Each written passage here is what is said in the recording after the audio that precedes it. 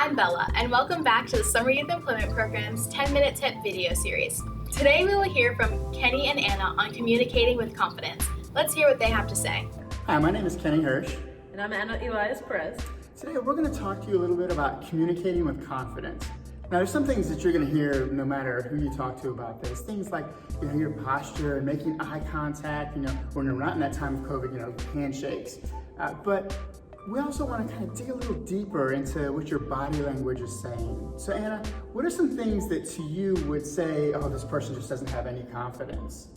So naturally you would keep your head down. Okay, or shoulder slouch, which goes back to eye contact, but when your shoulders are slouched and down, maybe you have your arms crossed, those little natural things that you probably do without even realizing. Maybe your leg is fidgety. Can you think of any? Yeah, so a lot of times what they talk about in these body language studies is also if it looks like you're trying to hide something, if you have something in your hand and you kind of fidgeting with it and doing this and hiding it or putting it behind your back, anything that looks unnatural or uncomfortable generally is going to be something that looks like you're not so confident. But you also want to make sure that you don't look aggressive. Right. So back with the no confidence, I've heard it quite a bit is when you kind of make yourself small. So whenever you're talking with someone or you're sitting in a meeting or even in your classroom, just make sure you're not making yourself small with that crouch and that leaning down, and make sure you're sitting upright and you're really engaged. But with being engaged, it's very easy to cross that line from assertive to aggressive. And one of the things I already said about aggressive would be with your arms closed. This gives you a closed-minded approach, that you're closed off and you're not open to any new ideas or anything that the other person has to say. Well, like you said, with that transition of making yourself small, seems like you're not confident. Trying to make yourself bigger than you are makes it look like you have something to say. You're being aggressive. If you try to tower over someone or look down to someone, then all those are things that make you just appear more aggressive. Now, of course, with body language, if you're really going to look at it this way, you have to have a baseline of a person. But in our casual conversations, or as we meet someone or you go on a job interview, they're not going to be able to have that baseline. So just try to think of a few of these things that we talked about. Don't look aggressive, but you also don't want to look intimidated. Now, as we talk about aggressive versus assertive in body language, that also carries over to your speech. So kind of watching how you say things and your intent behind why you're saying it.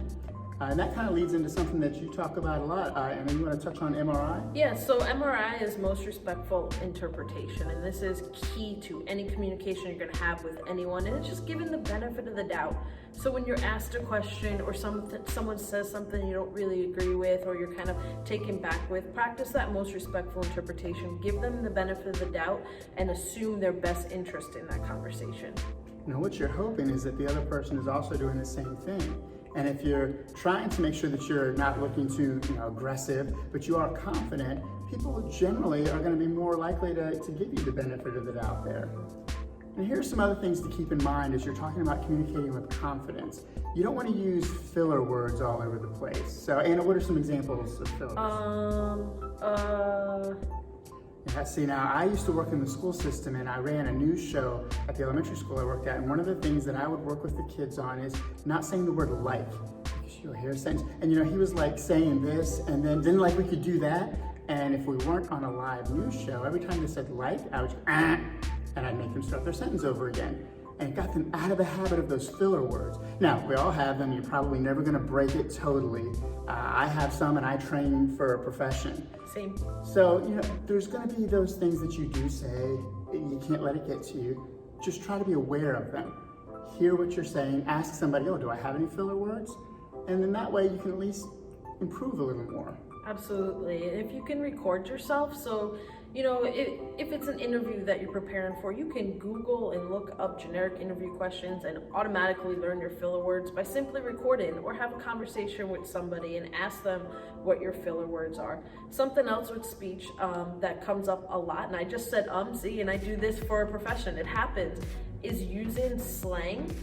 Okay, so you really want to be sure that you're using proper English or grammatically correct English, and don't assume that somebody understands what you're saying.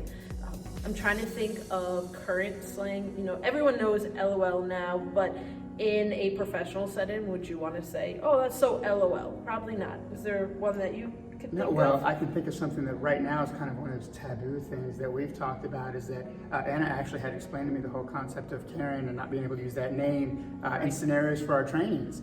And so there are things that you may understand and you may think others understand that you just don't know. If you're being realistic with it, the way you talk on a social media platform is not the way you want to communicate with somebody in person or in a professional setting.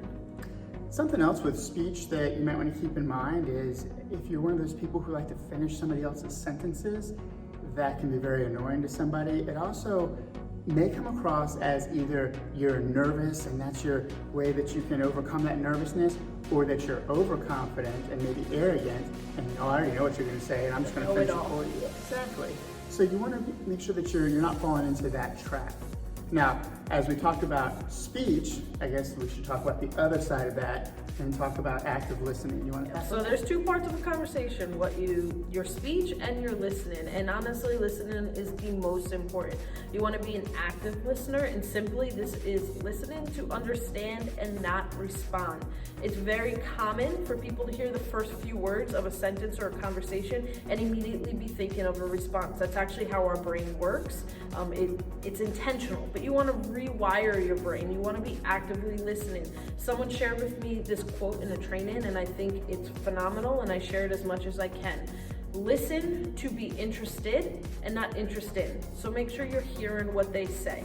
If you don't understand, that's okay. It's normal. Ask the questions. When you listen, you're listening to understand, and when you don't understand, make sure you're asking the questions to make sure you comprehend. And then even after you ask those questions, you'll want to follow back up and just confirm your understanding. Okay, so what you're saying is, and then repeat it in your own words. That way, if you didn't really understand, they have a chance that they can re-explain it to you, or they can say, that's exactly what I'm talking about. And you know that you're on the same page. Absolutely. And then what's really important in conversation, and really just present day in general, whether you're communicating with your family, your friends, in a professional setting, is limit the distractions. And the most common one is our cell phone, okay? Put it away. When you're conversating with someone, turn it upside down, all right? Make sure you can't see the screen, make sure you can't be distracted. Silence the ringer. All of those things you've heard of before are really, really important to communicating with confidence and making sure you're giving yourself the best image.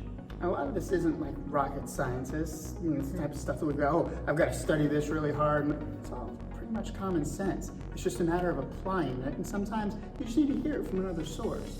So hopefully something that we've given you today will help you to communicate with more confidence. But if you're still looking for more resources, all you have to do is Google it. So again, hopefully we've helped you out. If not, there are lots of resources out there online. Thanks for joining us today. I'm sure we can all improve in our communication skills. What are some tips that you will take away from Kenny and Anna?